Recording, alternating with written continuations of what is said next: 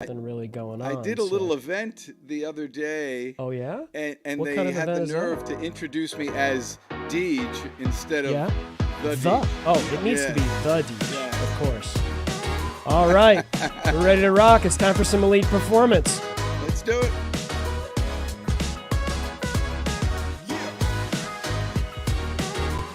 You got one life, for crying out loud. You might as well just give it all you got. The Deej, Dan Jourdan. Your daily dose of reality.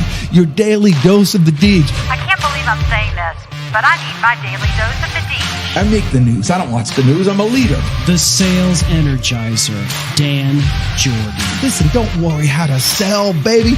Worry about why people buy. And it's fun. You don't need a 5-hour energy.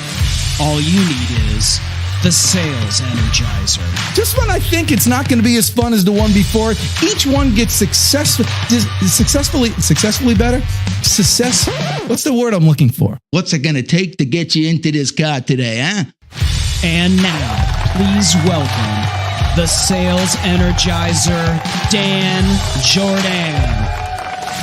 Boom! That's exactly it. Do that. Let's do that. Boom! That's Boom. exactly it. You know, I was trying to figure out what's the appropriate way for the hand raise. Because I was talking with someone today at that co-working space, Rome. How you doing there, Chris Stone, by the way? Hey, you know, just roaming on a Friday, you know? Yeah, so I went there, and as soon as I walked in, it's like, that's my greeting. So I walk in the door, and I was holding something, so I had to do the 1R thing, and they do that. And then Kevin started talking about how they told him, like, before an interview, before you're really, about to be, like, on stage or maybe a big account or something like that, put your arms in the air like this, or like a boss man pose like this. Have a powerful pose, The something Superman like that. pose. Yeah, That's what that is. It's called the Superman pose. And so it builds up your energy. But I like the hand raise so much better than the power pose. The Wonder Woman or whatever that is. I mean, it's like that. But like this is like celebration. Like, this is what you do after. Who doesn't like to do that? It's like, like you're at a rock concert or your team scores a touch. It's an innate thing. It's an instinct. You just need to do. So I think it's similar. I'm just thinking out loud here because that's what I do. It's similar to, how I always say about the smiling thing. It's like, it's not the mood that creates the smile. It's the smile that creates the mood. So you could put yourself in a good mood and put other people in a good mood just by smiling. I knew that was coming. But every you morning, can also 4 put a.m. yourself in a celebration mood just by putting your arms in the air. As if you've already hit the home run. You're already there.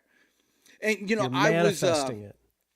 I was this week. I went to a wedding this weekend in Florida, Walden Beach, and it was a good wedding. It was really nice. Everything's good. But like they have an Air Force base there, like a museum, like a real thing. It's like it should have been in the Smithsonian. It's really cool. It's like there was like 40 planes there, and they're inside and outside, and it was so exciting. You just go in there, and the amount of patriotism you get from these big airplanes, big old thing. And then I thought to myself when I came home, I'm like. And first of all, I mowed the lawn when I got home. That's easy. You drive to Florida, you come home, you got to mow the lawn. It's the weekend. That's what you do. But I'm thinking, oh my gosh, I forgot that today, this day, we have a Dan Jourdan Live, and the guest is actually like a helicopter pilot flying these Apaches. I don't even know what it is. Today? And I'm like, today, just as if.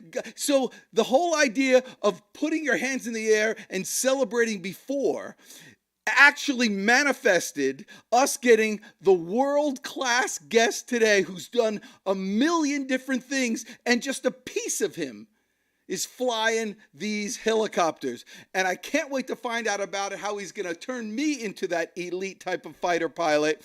So without any further ado, please help me welcome my friend, Mr. Talbot Stark. Yeah.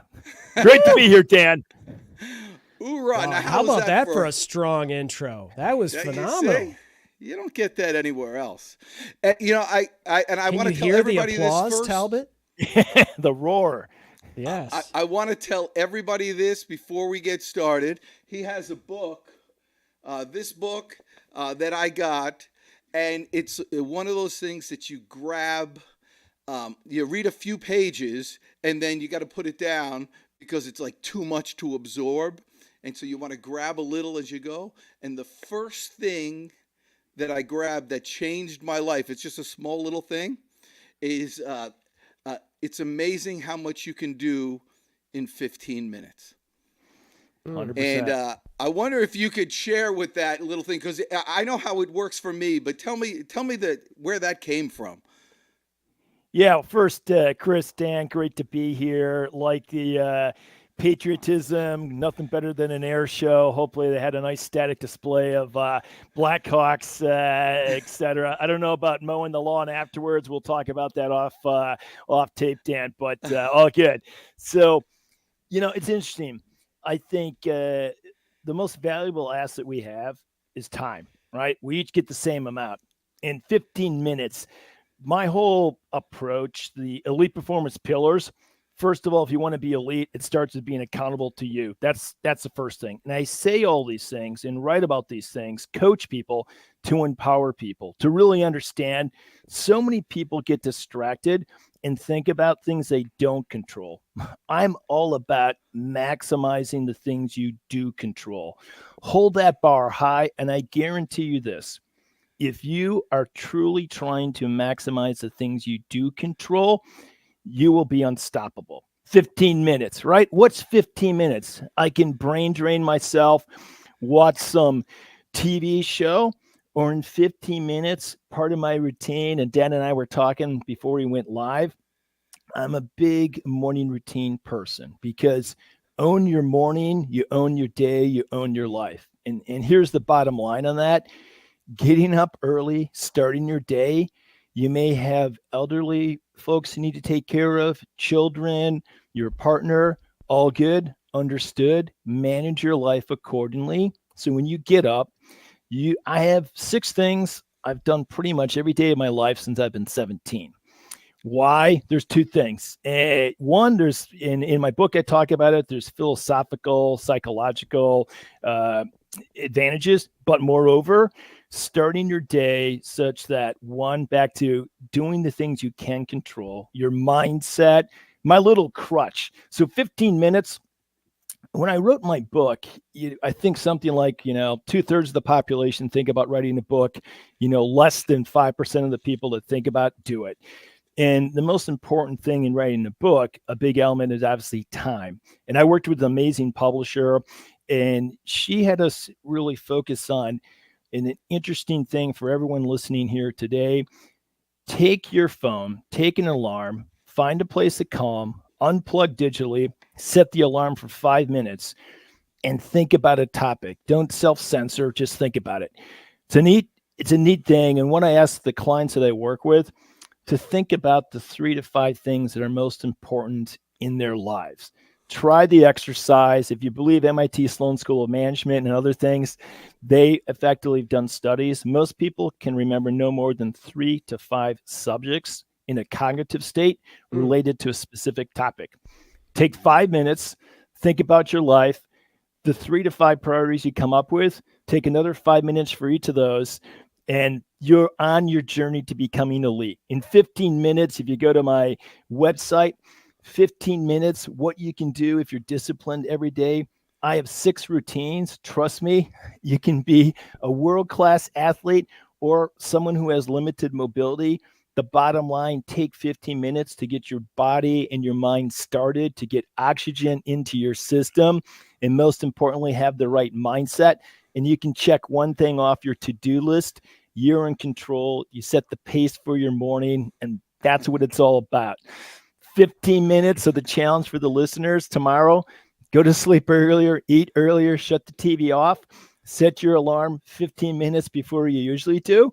Find something to do from Tai Chi to stretching, or I got a couple of workouts you can find out and push yourself harder. And I got to attest to this. First of all, talk about a world-class guest. Here, the wind them up. See you later. Boom. I mean, that's awesome.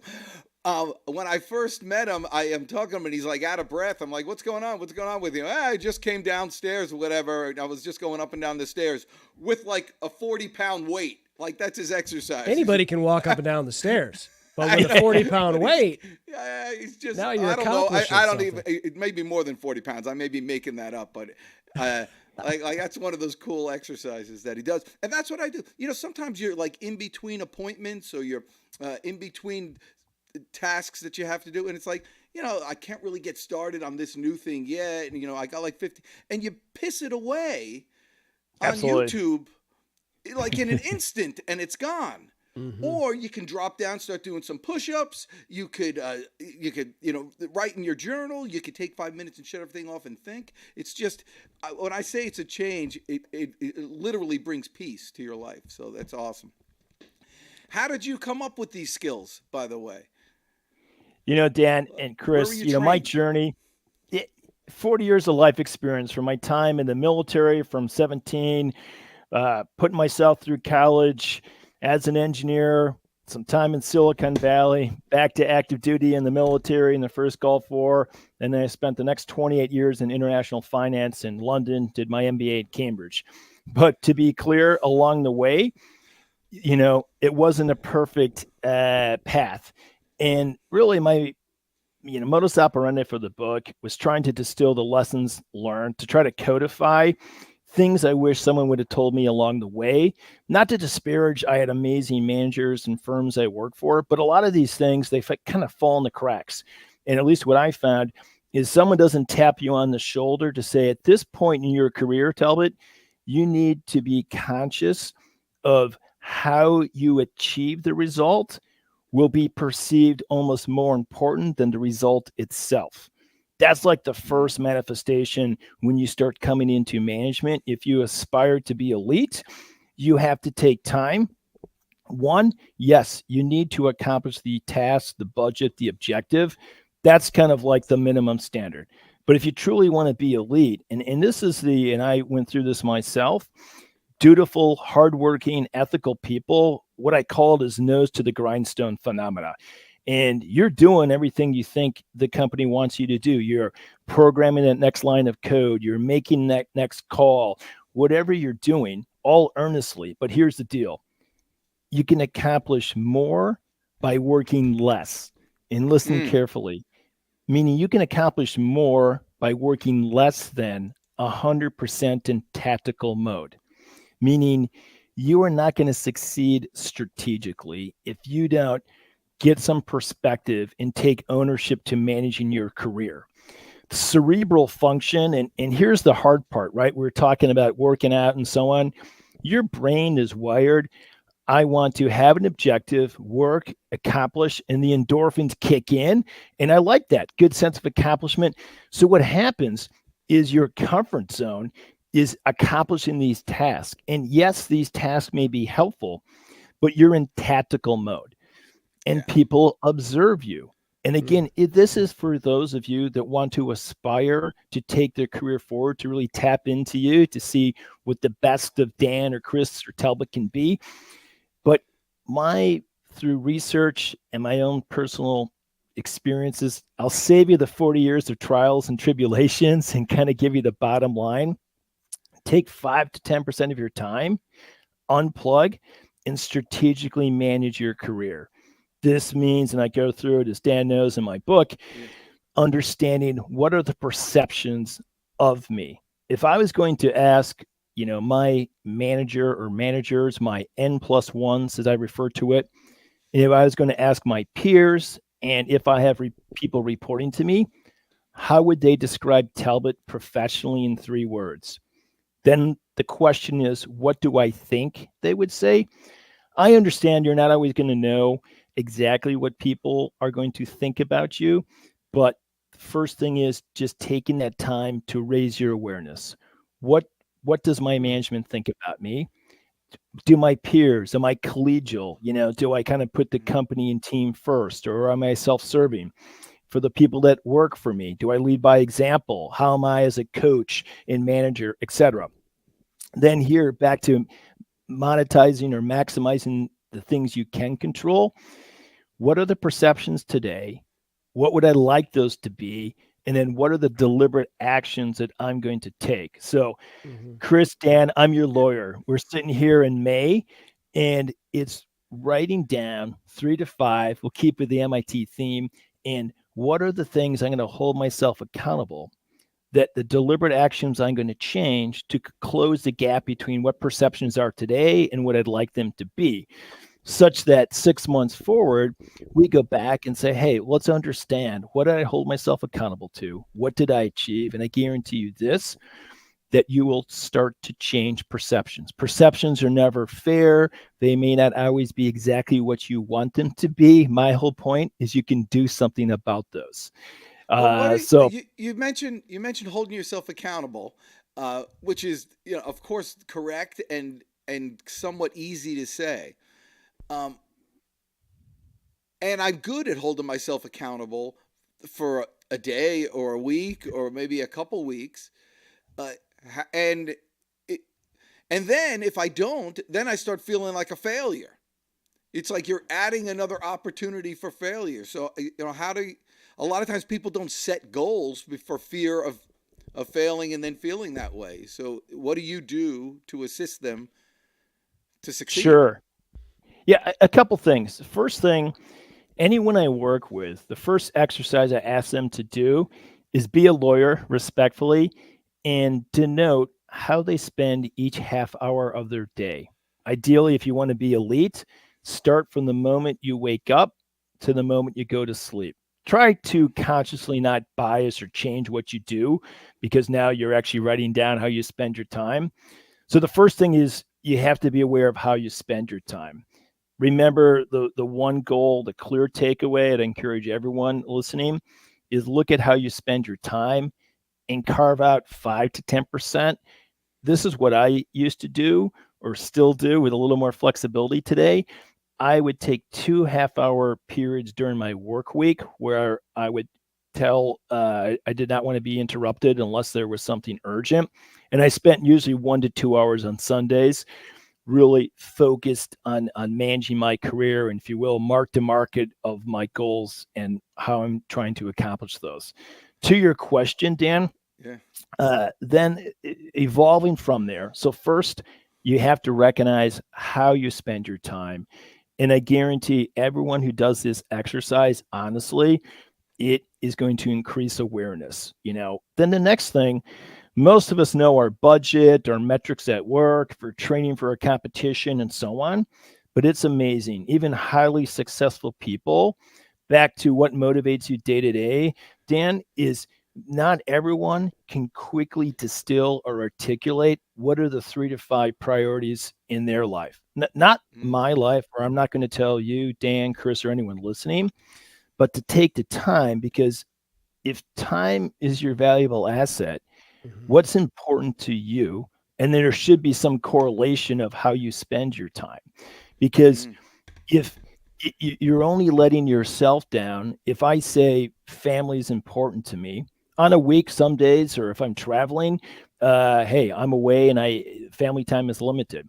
But if it's truly important to me, holding yourself accountable, when I come back, it's kind of dynamically managing my portfolio of what's important and saying, okay, this week, you know what? I'm going to move a meeting around and I'm going to watch my son at swim practice or pick him up or whatever it may be. And that illustration continues. So, and I try to keep things simple. So the life performance matrix, and it's in my book, but you can visualize it. It's the 3 to 5 things you deem that are important to your life. That's the first in each row. The next column is 3 to 5 things over 6 months how you want to manage those. Simple objectives. Same. I'm sure everyone's familiar with SMART objectives. I like MIT. They've advanced this in 2019, and they talk about FAST, meaning they want frequently ambitious, specific, transparent goals. And for a lot of folks, people know if we go backwards, being transparent. The first thing I just experienced that is I told people I'm going to write a book. I'm a little bit on the hook. Specific, what time frame? It's not worth any of this. It's not worth the podcast. It's not worth spending time unless it's ambitious. Your time's valuable, so do something meaningful with it. And F, frequent. Dan, back to, hey, I have my days. I'm pretty regimented in the morning routine, but my weeks aren't perfect. That's for sure.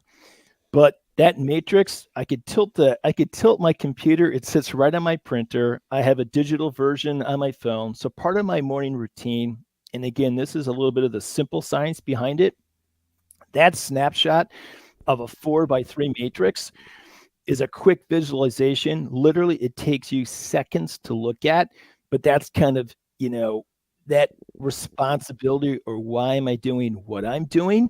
It makes it a little bit harder to walk away nonchalantly and go like, yep, this is what I spend time on. This is what's important in my life. This is where I want to spend my time. I'm not going to do it. Now, some days you get some surprises, but hey, if you do that, trust me, again, my kind of guarantee is that if you're serious, if you want to be elite, if you want to hold yourself accountable, in everything I have in my book or when I work with my clients, it's actionable.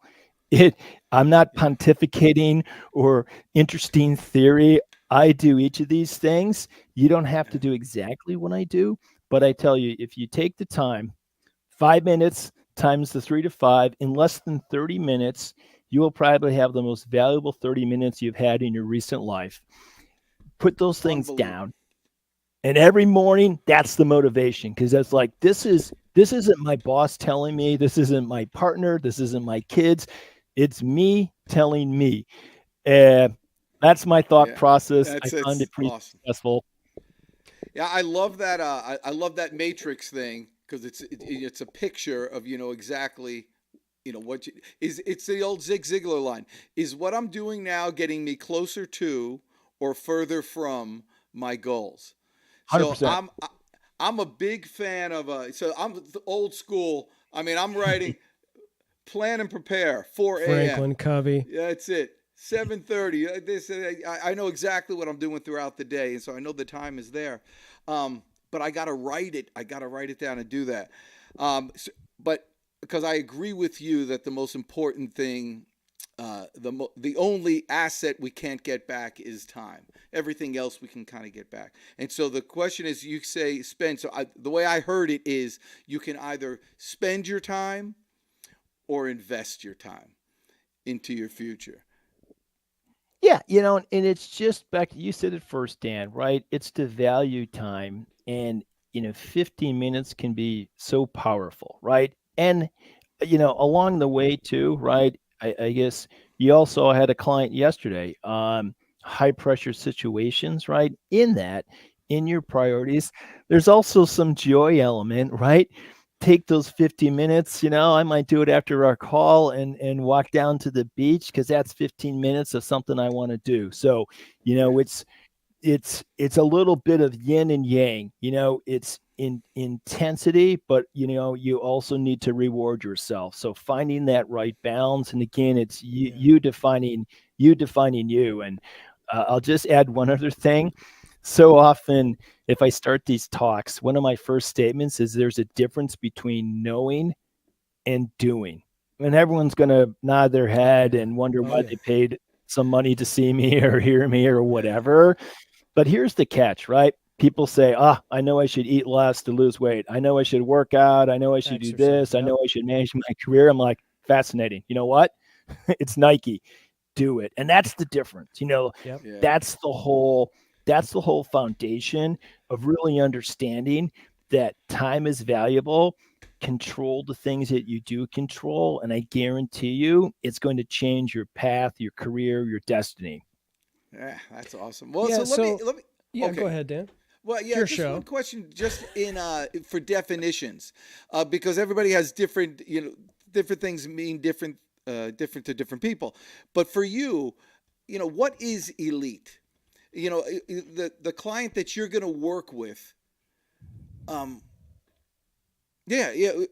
you say you want to be an elite athlete. You know, where are they now when you reach them? Or, you know, what's the definition of elite? It's a good question, Dan. You know, what I've learned, hey, besides, you know, kind of my management career, 30 plus years and managing large businesses, or in my military time, now in doing coaching for several years, first thing, most important, is there has to be willingness. I can't really help anyone unless they see the value and really going to make that commitment. So that's the first thing.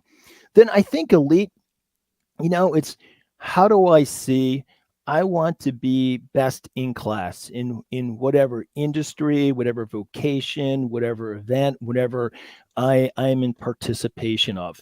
You know, I think we have a decent definition of who's elite coming up here in about 2 months, when 10,140 people are going to be in Paris competing at the Olympic level. Now, not everyone I'm working with is an Olympic athlete, but I think, you know, elite for me is really holding yourself to a standard. What do I want to aspire to be, such that, moreover, that my peers, my own, you know, reflecting on myself, I think I am delivering my utmost in the theater or area I'm competing. No different than when I was a helicopter pilot. There was the Army standard, and then out of pride, you can narrow those standards to say, okay, I'm going to hold myself accountable just a little bit more.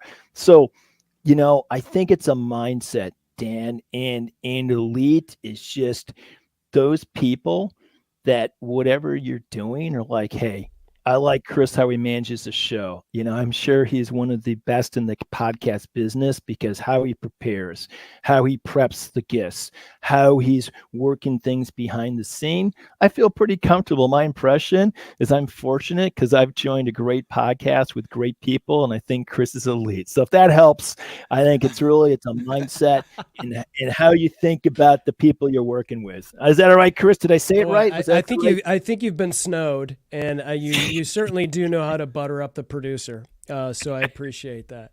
But I think, you know, what I was thinking about here is that it comes down to discipline. And, you know, if you as a human being are not disciplined to do the little things that add up for you to be just a little bit better, it just is not it. If you just don't have that in you, or you feel like you don't have it in you, and this is kind of where I'm going to go with this, Talbot. I'd love for you to kind of answer this question. I think a lot of people would love to be elite.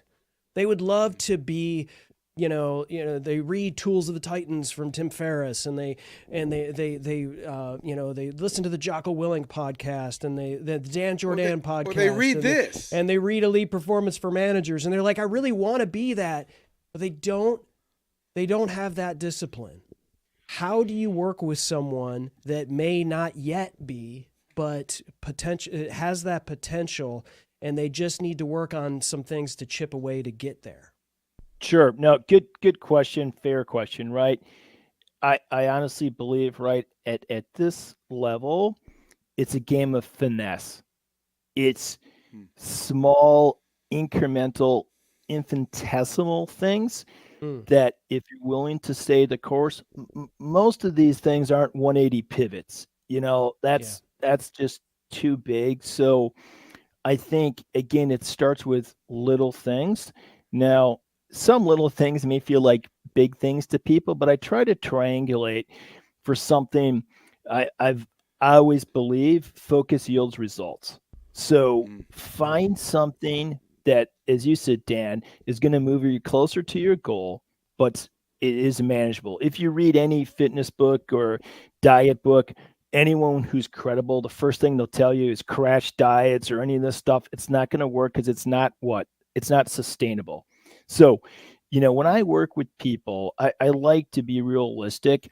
And, you know, Chris, if you and I were talking, it's like, hey, what's something that you'd like to improve? I call it your personal mastery toolkit, investing in yourself.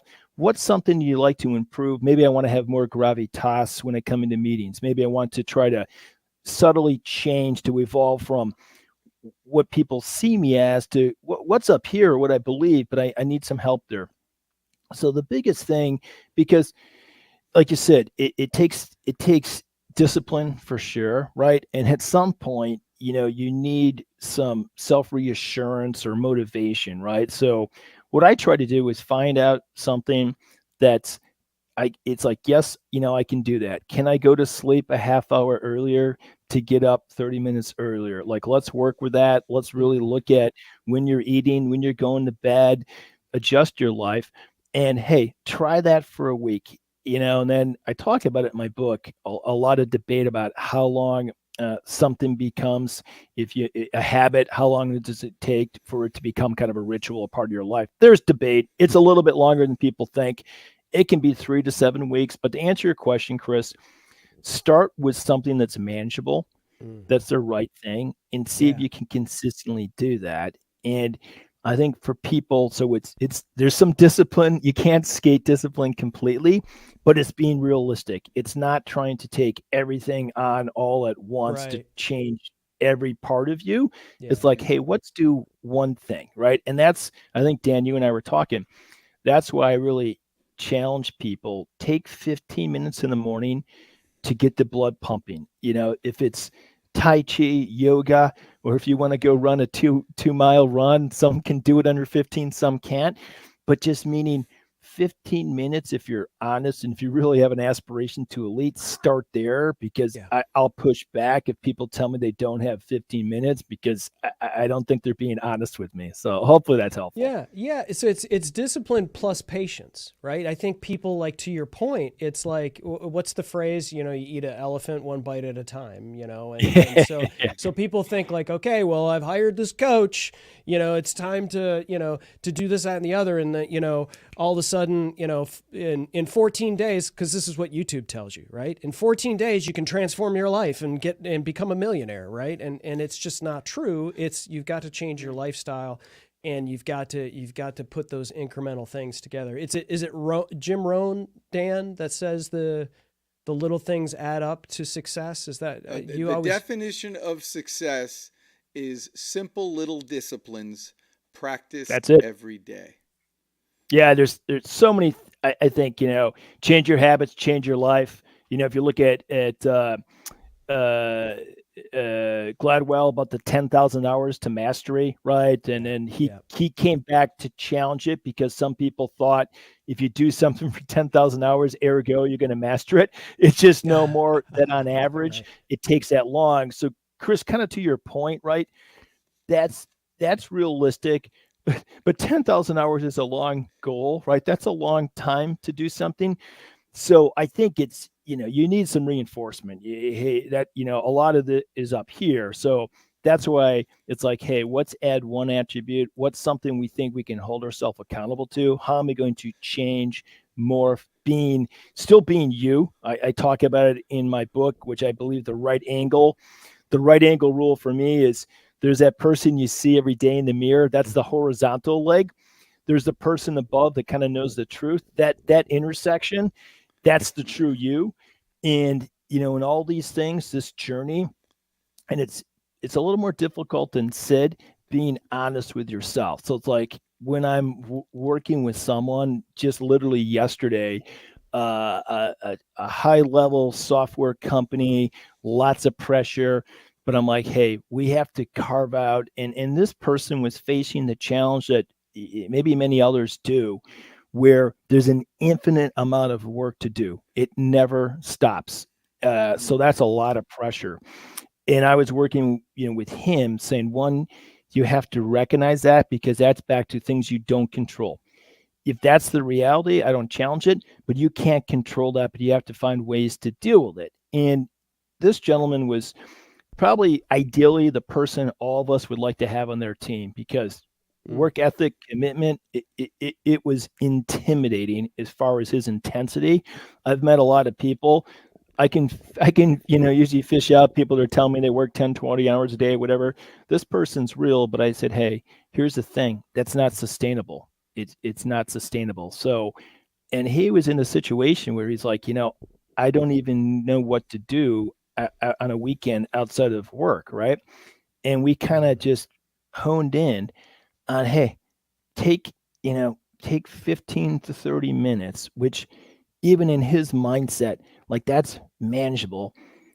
If it's watching golf, it's whatever it is, think about something. We did the 5-minute exercise and just do that on Saturday, right? And that little step of like, you know what?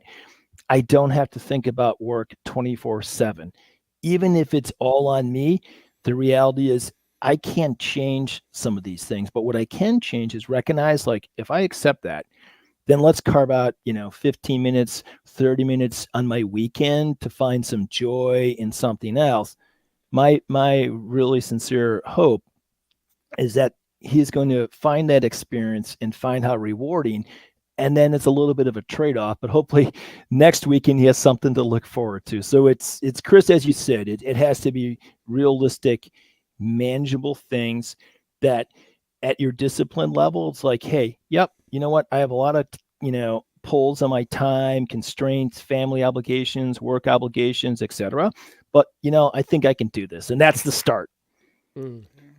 Well, how does, and I want to get into your some more personal stuff with your family, because I don't know how your kids deal with this. I mean, it's a big thing to live up Gotta to. say, they're not here, are they? No. Okay. Yeah. But I do want, I do. Well, I want to give you a chance to talk about your kids. Everybody likes it. I learned that there's 3 things that everybody is interested in, and their children, their money, and their career. And so if you're looking to sell something, there's the topics that people are interested in. But there you go. If I would have known, Dan, that we had a Packers fan on the show, been problems. I don't know if we would have ever got started today. But it's okay. We split the season with you. I'm a Detroit Lions fan, Talbot. So they play football. I love Dan Campbell. Yeah. I'm a huge fan of Dan Campbell. I think he's an amazing, talk about, not everyone may be an American football fan, but talk about someone, when you're biting the kneecaps, I think, hey, if you can aspire to be a leader where people are putting it on the line for you, that, that heart commitment. So I'm excited, like seriously, great shout out for Detroit on the draft. It's I got to credit my father who's deceased, right? Never underestimate the impact one individual can make. And I think, Dan Campbell, wow, for the NFL, for just so many people, hopefully for younger kids and so on. Yeah.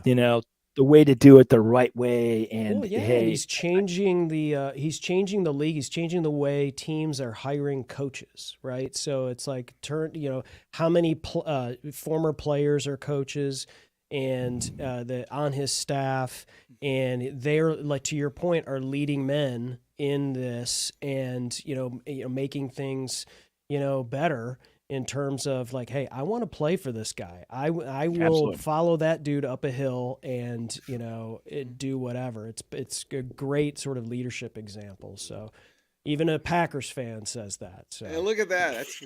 So how does I'm imagining the people that you work with and the people that are kind of drawn to you, they're already movers and shakers. They're already there. I mean, it can't be, or is it, about the money? I mean, they're making $1 million. Do they need to make 2? Is that what they're going, or are they? Who are you? Who's your person? Like, what are they feeling that they say, hell, I need some Talbot Stark? I think it's people that humbly recognize. Back to Chris, you open up the door a little bit there. I'm a big American football fan, and probably on that element, one of my favorite quotes about coaching, Tom Landry, a coach is someone who sees what you don't want to see, who tells you what you don't want to hear, so you can be the person you always known you could be. And I think, Dan, it's people that have the wherewithal. There's a great book, Bill Campbell, $1 Trillion Coach. If you haven't read that, first, like, a lot of people don't understand behind the scenes. There's a lot of executive coaches that are working with senior people to brainstorm, to, think about, hold people accountable, and so on. But the clients that I work with are like, hey, I know, one, strategically managing my career is really important. I need I want and respect the value, no different than I'm sure probably the majority of folks on this call or podcast have a golf coach or whatever. But it's fascinating how few people in the professional sense don't have an external party. So I think it's people like, you know what? I want to continue to hone myself. I know there's back to, Chris, what we're talking about. I know there's subtle, small, infinitesimal changes that, hey, Talbot, let's work on this. I think I could do it better. How could I instill a little bit of Dan Campbell in my own style with my team? It's people that are self-aware, that understand I can even be a little bit better if I introduce someone who I respect, who could coach with me and kind of go forward in that way. And again, no different than an athlete. You need that analysis. What's my ball release look like? If you look at the 100th ranked tennis player in the world between the number one, that difference may be a quarter of an inch, between an ace and out. But we know so. That's the answer. Honestly, I don't think anyone I'm working with, and I'm working with senior folks that on average are single digit or double digit 7-figure compensation or 8-figure compensation. I don't think any of them have ever talked about how do I make more money, because that's not really their direct modus operandi. I probably have a split between people in the financial world and then CEO and founders of small to medium-sized companies. For the CEO and founders, a lot of it is, how can I do a better job? How can I take care of the people that work for me? How can I really, truly be best in class to the people we serve? And how can I continue to evolve this company? And I kind of need some help or know that this task is pretty significant. I want to get better at it, and I think potentially you could help me. And I have a lot of respect for the entrepreneurs around the world, because that responsibility every day, going to bed, getting up, if you think, and I think if you're elite, that's how you think about it. How do I serve my clients better? How do I serve the people that work for me?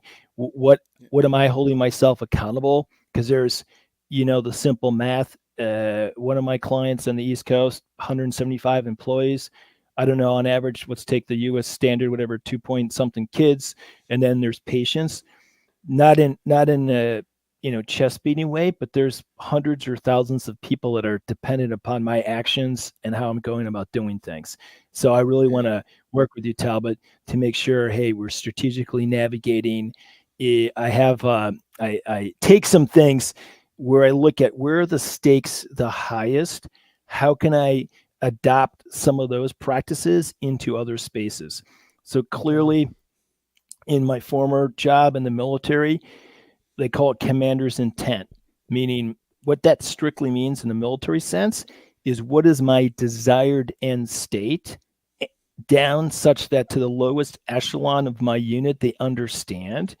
And here's the big asterisk, such that if there's no further communication in the next 48 hours, Dan and Chris can execute with understanding what the goal, but have the flexibility to adapt to what's coming. If they don't hear, if communication is severed, they know what to do in the next 48 hours. If you probably wanted to see, and it's in my book, the most profound example, perhaps in humanity, is D-Day.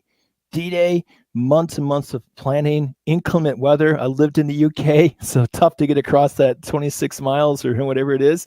And however, tragically, the execution went horrifically wrong. Far more fortified than they anticipated.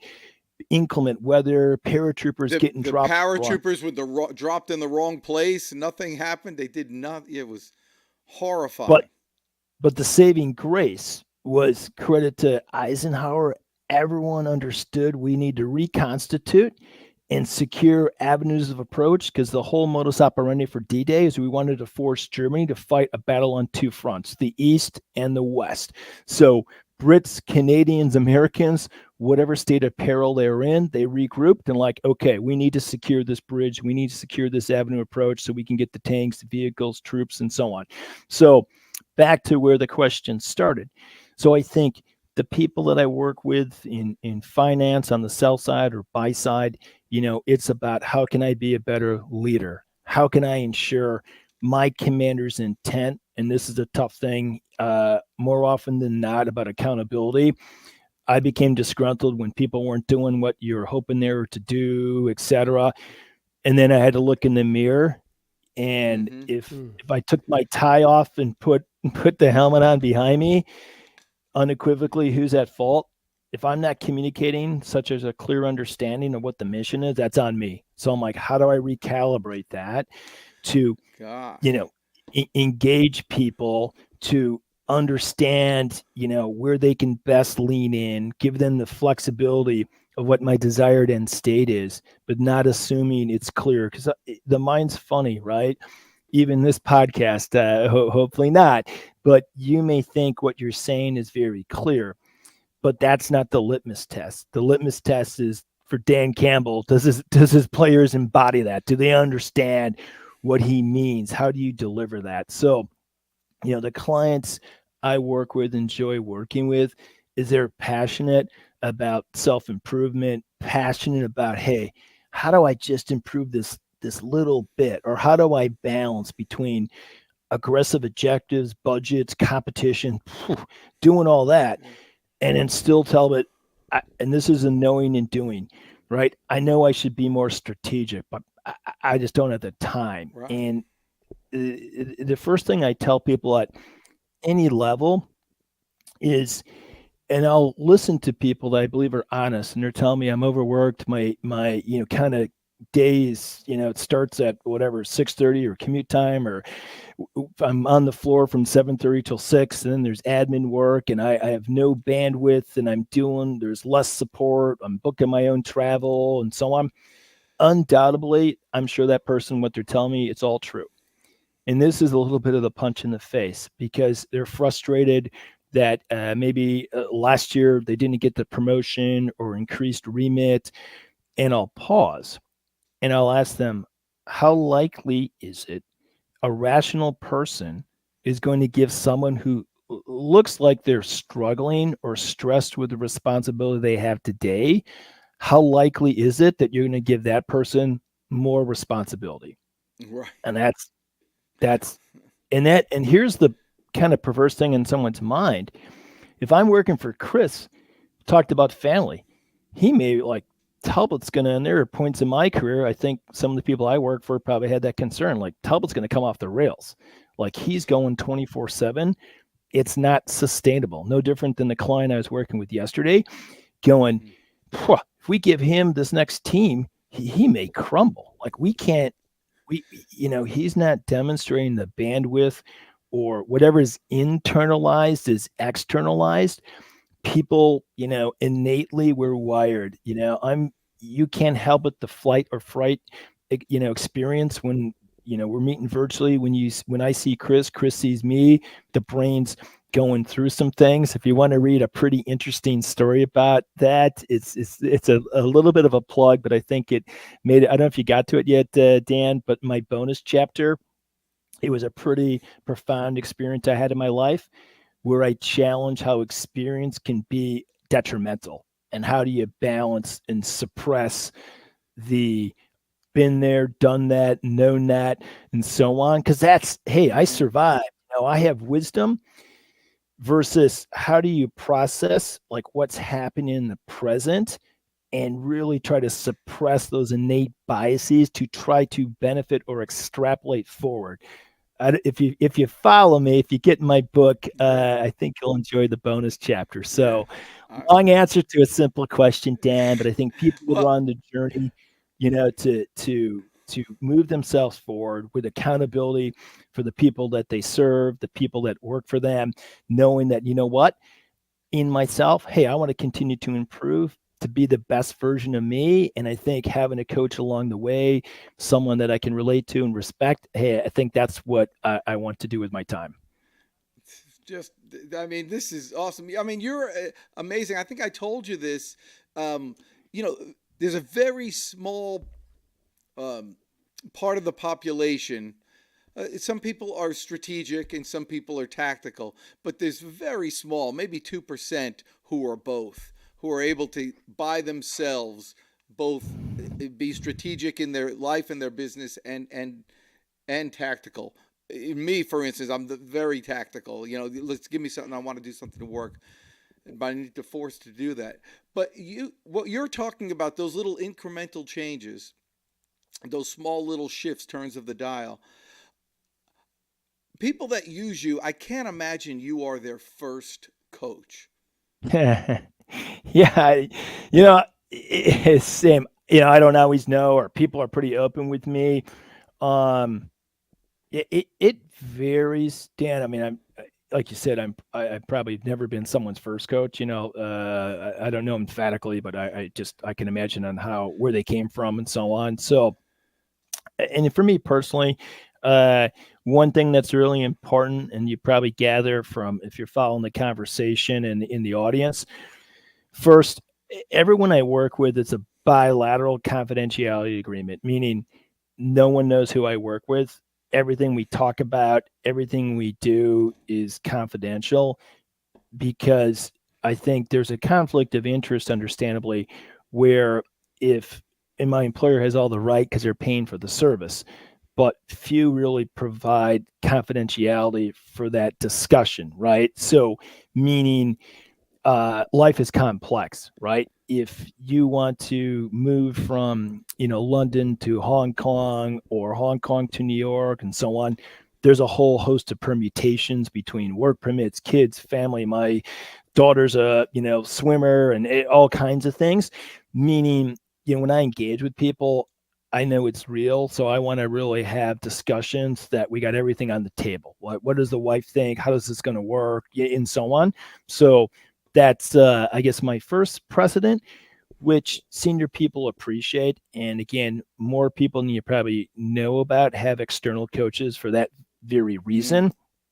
And, listen, I for all my peers and coaching and so on, hey, I think it's laudable that folks are, similar to myself, everyone's going to have a different technique and different people learn in different styles. I have a style. I don't know if my brother-in-law is going to tune in, or if you read my book, same. I want to be kind of candid and direct. My style may not be for everyone, but I also can have affinity with folks. I haven't been in everyone's shoes. I humbly recognize that, but I've been in some pretty interesting situations. So I think people understand that it's a little different. Some combination of practice and theory, right? I think good to be grounded in theory, and had the opportunity in writing my book to do some research to substantiate some of the things that I thought intuitively, and I had to push it. Is there science behind this? One of the things that I got horribly wrong for a good part of my career is I thought I was infallible. I thought I could sleep less than anyone else and operate with less sleep. And that was kind of my hidden strength. Well, I was wrong, to be literally dead wrong, right? The science is simple. You sleep less than 7 hours, you're going to spend less time on planet Earth. You sleep more than 9, the same thing. So, really? I think, yeah, it's that straightforward. Pretty much. It's footnoted, hey, you can, again, it's not an argument for me, but when they have over there are 1 million people that have been studied, and you pretty much, listen, for me, it's always refute the science, talk to any elite athlete, any sport, I don't care, anyone, what they guard the most? Sleep. So it's just, for me, I always look like I'm not gullible. I'm one that wants to be I'm a little bit of a doubting Thomas at times. So, hey, let's challenge the sleep studies or whatever. But again, and I know, hey, I'm sure, the three of us know, and people listening, there's a lot of folks that maybe, hey, they pride themselves and they only sleep 4 or 5 hours or whatever. But when I look back, and when I was in that kind of mode of operation, I know, if I'm being honest with myself, no doubt I was compromising myself. My cerebral processing was impaired. My irritability was increased. Was I the best version of myself? No. could I justify it because, hey, I just flew in and blah, blah, blah. Yeah, I can self-justify it, but it's back to the accountability. So I think, sleep is something back to the simplifying things. We have 24 hours. So you do a little bit of math, you sleep 7, you're down to 17, and, you really start to get finite and understand like how important it is to be mindful of where you spend your time. But if you take one thing away today, protect your sleep, because that's going to protect you, and you're going to be around a little bit longer to spend time with your family. That's awesome. I love that. All right, in our last few minutes, tell me about your family. So what do you got? What do you got going on there at your humble abode? How many cheeseheads you got? Hey, we're all cheeseheads. We kind of, for the people that don't know, my kids, it's kind of funny. I was born and raised in Wisconsin, but my kids grew up in London, so far away from them. But so hey, I'm blessed. I have an amazing wife who's far smarter, more cerebral than me, and we kind of complement each other. So she's been a management consultant. She's doing her service right now. Working in a capacity with the Department of Energy, helping out the country on the Infrastructure Recovery Act. And as taxpayers feel good, my wife is working very hard, probably longer hours than she was in consulting, but she's very dutiful and puts up with me, which is something else too. And God bless us with 2 sons, one who's a junior in university and one who's a junior in high school, and they're good people. And got their heart and mind in the right place, and they enjoy athletics. The older guy is a track cross country, and the younger guy is a swimmer. And there they are, and they're amazed that here's what they don't know, or I guess we've talked about it. They're amazed that people pay to get lectures from their dad because they've been getting them for free for a long time. But they didn't look at the contract. They didn't, when they were born, they're going to reimburse me for my average hourly rate, so a little less consultation with the 21-year-old now, the 17-year-old, we're still talking to him, but no, they're good kids. They listen to me occasionally, but they're pretty good kids. That's awesome. Well, we're going to listen to you too. So how do people get a hold of you? Sure. You guys have done a great job putting it up there. My website is ExecPathfinders, thankschris.com. So you can, learn a little bit more about what we do. My phone number's on there, my email, I'm on LinkedIn, and passionate about what I do and really enjoy. It's probably one of the most rewarding things I've been fortunate to do in my life, where you start on this journey and, for many of my clients, since the day we started working together, we continue to evolve and work with each other and get to know each other better. So if you want to, start that journey, I'm happy to do so. I finished my audiobook, and I saw, Chris, I'm not quite sure if Amazon is out there. I don't know the screen or whatever, but I did that. So 6 hours and 46 minutes. I have Wow. readers or got a sore listeners voice after that one. Yeah. Hey, Chris, you know more than me. It's pretty taxing. So I don't know with the audio book. I don't know. It's different. Maybe how you signed in, but anyhow, it's out there, and 6 hours and 46 minutes. So if you want to be in your car, you can there's a sample if you hit the audio book, Chris, if you hit that, there's an audio sample. Oh, there we go. You got it. Okay, cool. Anyhow, it's bottom line back to time, right? I'm pretty convinced that 7 hour or less than 7 hour investment will be an amazing ROI. It's the book, it's the content, and there's some exercises that Dan's dutiful, but I designed it so, hey, at least you can comprehend it and read it, over a long flight or a weekend, what have you, or listen to the book when you're out there walking or in the gym or whatever. So, hope you picked up some tangible tips. Yeah, and I hope you enjoyed it. Is Chris Stone not amazing? Look at that. You just got to mention something, and he takes care of it. Thank you so much. I'm trying to match the banter. I'm trying to match the elite performance that's going on. That's right. He's being elite. And Talbot, I can't tell you how much I appreciate you coming on here today and rocking and rolling. We'll make sure we take care of this for you people out there. You know what, I got so many things. I actually wrote it down here, but I love the whole idea of investing your time instead of spending your time in that area and getting best use of it. And I love that, you know, you have I used to say it like this: you have 8 hours to work, you have 8 hours to sleep, and you have 8 hours to work on yourself. And if you manage your time that way, you can become elite. And I can tell you guys are all elite anyway for just hanging out for a few minutes with us. Chris Stone, thank you so much. Talbot, you're the best. And for you guys watching, eat well, live long, and prosper. Go get them today. Super.